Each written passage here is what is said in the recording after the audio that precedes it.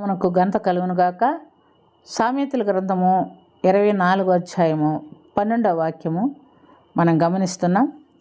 ఈ సంగతి మాకు తెలియదని నీవు అనుకొని ఎడల హృదయములను శోధించువాడు నీ మాటను గ్రహించును గదా, నిన్ను కనిపెట్టువాడు దానిని ఎరుగును గదా, నరులకు వారి వారి పనులను బట్టి ఆయన ప్రతీకారం చేయును గదా. ప్రియమైనటువంటి దేవునులారా, చాలా విషయాల్లో మనం ఏం చేస్తామంటే మనకు సంబంధం లేదు, మనకు ఎందుకు వచ్చిన గొడవ, అటు వదిలేద్దామని అనుకుంటాం. మనకు బాధ్యతగా అప్పగించిన పని కూడా చేయలేని వారు ఎంతోమంది ఉన్నారు. నేను దీన్ని చేయలేను, నా వల్ల కాదు అనుకునేవాళ్ళు. ఇప్పుడు కుటుంబ వ్యవస్థ మనం చూస్తున్నాం. పిల్లలు తల్లిదండ్రులకు పిల్లల బాధ్యత ఇచ్చున్నారు. తల్లిదండ్రులు పిల్లల్ని జాగ్రత్తగా పెంచుకోవాలి, పిల్లలు తల్లిదండ్రులకు లోబడాలి. ఈ వ్యవస్థ దేవుడిచ్చిందే. కొంతమంది పిల్లలు మాట వినరు. ఇది నాకు తెలియదు, నాకు ఎందుకు వచ్చిన గొడవ, వాడి దారిని వాడు పోని అని అనుకునే వాళ్ళు ఉన్నారు. కొందరు తల్లులు వాళ్ళని సరైన మార్గంలో తీసుకురావాలని ప్రయాసపడేవాళ్ళు కూడా ఉన్నారు. కేవలం ఆ వ్యవస్థే కాదు, ఒక పని, ఒక ఉద్యోగం, ఒక అధికారి కింద ఒక పని, నువ్వు చేయగలిగిన పని విశ్వాస వంచన లేకుండా చేయమన్నాడు. హృదయపూర్వకంగా ఆ పనిని ముందుకు కొనసాగించమన్నాడు.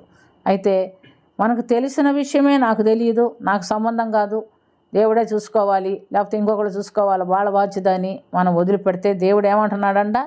ఆయన హృదయములను శోధించువాడు నీ మాటను గ్రహించును, నిన్ను కనిపెట్టువాడు దాన్ని ఎరుగును కదా, నరులకు వారి వారి పనులను బట్టి ఆయన ప్రతీకారం చేయును కదా అని దేవుని వాక్యం అడుగుతున్నట్లుగా మనం చూస్తున్నాం. ప్రియమైనటువంటి దేవునులారా, ఉదాహరణకు మనం చూస్తే యోనాకు దేవుడు నినేవే ప్రజలకు సువార్త ప్రకటించమని ఒక బాధ్యత అప్పగించాడు. అతను ప్రవక్త కాబట్టి అతన్ని పంపించాడు.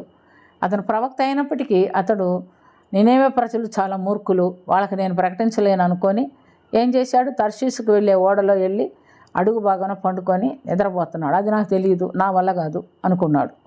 కానీ దేవునికి ఎంత ప్రేమ చూడండి. యోనా అంటే ప్రేమే, నినేవే ప్రజలన్నా కూడా ఆయనకి ప్రేమే. కాబట్టి యోనా నశించిపోకుండా సముద్రంలో తుఫాను పుట్టించి యోనాను చేప కడుపులో దాచాడు. దేవుడు కోరుకున్న మారు మనసు రక్షణ యోనాకు వచ్చే వరకు 3 దినాలు అతడు ఆ చేప కడుపులో ఉండి మారు మనసు పొందినట్లుగా మనం చూస్తున్నాం. దేవుడు వాడు నాశనం అయిపోతే పోనీలే అని అనుకోలేదు. అయితే నినేవే ప్రజలు కూడా దేవునికి ఇష్టమైన ప్రజలే, వాళ్ళు పాపులే, దుర్మార్గులే. అందుకనే ప్రవక్తను పంపించి వాళ్ళని హెచ్చరించాలనుకున్నాడు.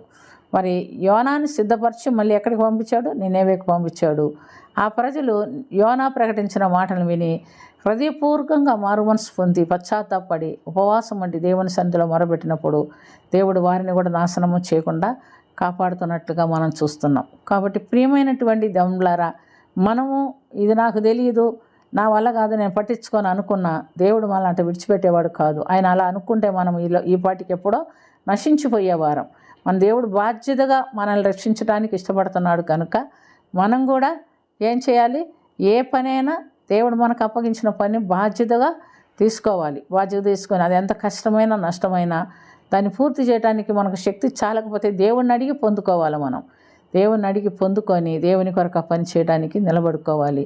అది చిన్న పనైనా పెద్ద పనైనా మనకు అప్పగించినప్పుడు ఇది నాకు తెలియదు, నా వల్ల కాదు అని అనుకొని మనం దాన్ని విసర్జించకూడదు, విడిచిపెట్టకూడదని ఈ వాక్యం ద్వారా దేవుడు మనకు హెచ్చరికిస్తున్నాడు. నువ్వు అనుకున్నా దేవుడు చూస్తున్నాడు కదా, దేవుడు హృదయాన్ని ఎరిగి ఉన్నాడు కదా, నువ్వు చేయగలవని దేవుడికి తెలుసు కదా అని దేవుడు అంటున్నాడు. కాబట్టి ఆయనకు తెలుసు కనుక మనం ఆయన ఆశ్రయించి ఆయన ఎదురు నుంచే ఆ కృప పొందుకొని మన పనులు మనం కొనసాగించాలని దేవుడు మనకు సెలవిస్తున్నాడు. అటు ధన్యత దేవుడు మాకు అనుగ్రహించినట్లుగా ప్రార్థన చేసుకుందాం. కృప కలిగిన ప్రభు యేసు రక్షక, మీరు అప్పగించిన ప్రతి పని మేము నమ్మకంగా చేసుకొనుటకు మాకు శక్తినివ్వండి. మేము శక్తిహీనులం అయినప్పటికీ మీరు శక్తిమంతులైన ప్రభు అయినందుకు మీకే స్తుతి స్తోత్రం చెల్లించుకొంచు ప్రతి అవసర యేసునామములో తీర్చమని పరిశుద్ధపరచమని దీవించమని యేసు క్రీస్తు పుణ్యనామమున అది మిక్కిలి వినయంతో అడిగి వేడుకొంచున్నాము తండ్రి. ఆమేన్.